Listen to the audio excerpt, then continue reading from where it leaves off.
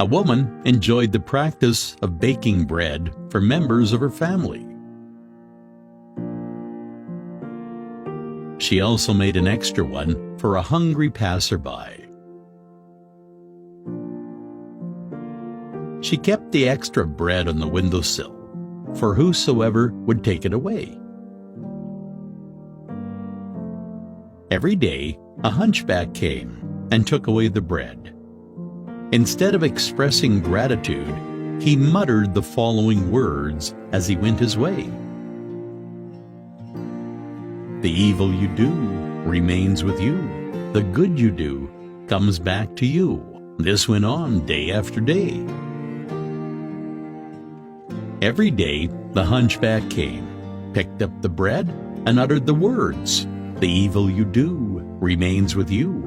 The good you do comes back to you." The woman felt irritated. "Not a word of gratitude," she said to herself. "Every day, this hunchback utters this jingle. What does it mean?" One day, she decided to do away with him. "I shall get rid of this hunchback," she said. She added poison to the bread she prepared for him. However, as she was about to place the loaf on the windowsill, her hands trembled. "What is this I'm doing?" she said to herself. Immediately, she threw the bread into the fire, prepared another one, and placed it on the windowsill. As usual, the hunchback came, picked up the bread, and muttered the words, "The evil you do remains with you. The good you do comes back to you."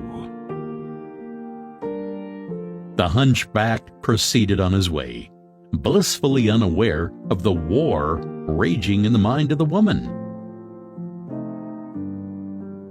The woman had a son who had gone to a distant place to seek his fortune. For many months, she had no news of him, and she prayed fervently for his safe return. That evening, there was a knock on the door. As she opened it, she was surprised to find her son standing in the doorway. He had grown thin and lean. His garments were tattered and torn.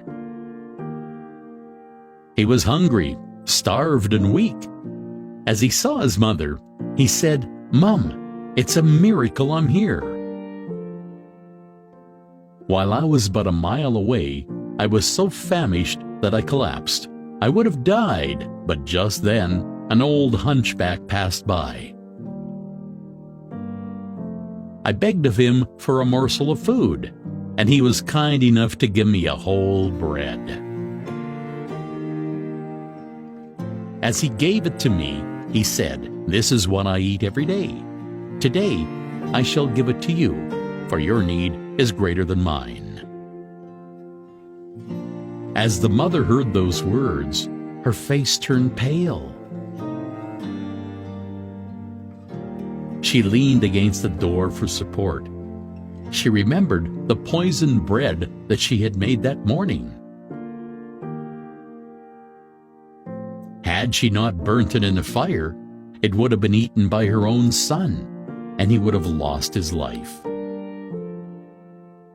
It was then that she realized the significance of the words, "The evil you do remains with you.